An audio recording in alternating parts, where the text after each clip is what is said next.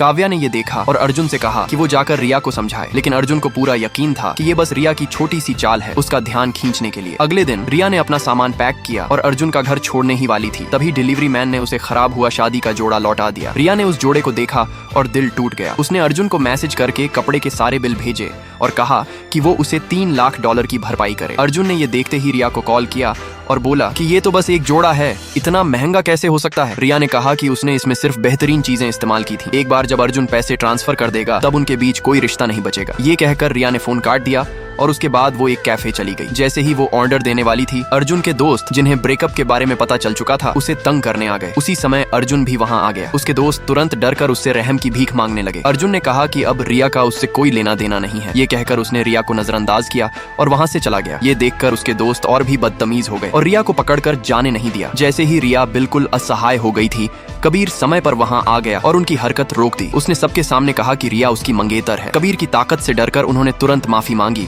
और भाग गए। कबीर ने रिया से पूछा कि क्या वो डर गई थी, लेकिन रिया ने सीधा उसी से शादी की मांग कर दी, जिससे कबीर चौंक गया। कबीर ने पूछा कि क्या रिया को सोचने के लिए वक्त नहीं चाहिए। रिया ने पलटकर पूछा कि क्या वो उससे खुश नहीं है। कबीर ने दृढ़ता से कहा कि वो उससे बहुत संतुष्ट है। जल्द ही दोनों मैरिज ब्यूरो गए और अपनी शादी का सर्टिफिकेट ले लिया। रिया ने सर्टिफिकेट को अपने हाथ में देखा और उसे यकीन नहीं हो रहा था। कबीर ने कहा कि आज रात वो उसे अपने घर ले जाकर अपने माता पिता से मिलवाएगा, लेकिन अभी सबसे जरूरी काम था रिया के रहने की जगह ढूंढना। इसलिए कबीर उसे अपने घर ले गया और कहा कि अब से वो यहीं रहेगी। कबीर ने रिया का हाथ पकड़कर कहा कि भले ही सब कुछ जल्दी में हुआ हो, लेकिन वो इस शादी को गंभीरता से निभाएगा। रिया ने उसके सच्चे भावों को देखा और कहा कि वो भी ऐसा ही महसूस करती है। कबीर ने ये भी बताया कि उसके माता पिता बहुत खुश हैं ये सुनकर कि उसने शादी कर ली है। उसने रिया से कहा कि वो आराम करे और आज रात वो उसे अपने माता पिता से मिलवाने ले जाएगा। उधर काव्या भी अर्जुन से कह रही थी कि वो उसे अपने माता पिता से मिलवाए, लेकिन अर्जुन परेशान था। उसने कहा कि जब से उसके माता पिता को शादी के बारे में पता चला है वो बेहद गुस्से में है। ये सुनकर काव्या ने फिर मासूमियत से कहा कि वो तो बस चाहती है कि उसकी माँ चैन से दुनिया से जाए। अर्जुन को उस पर तरस आ गया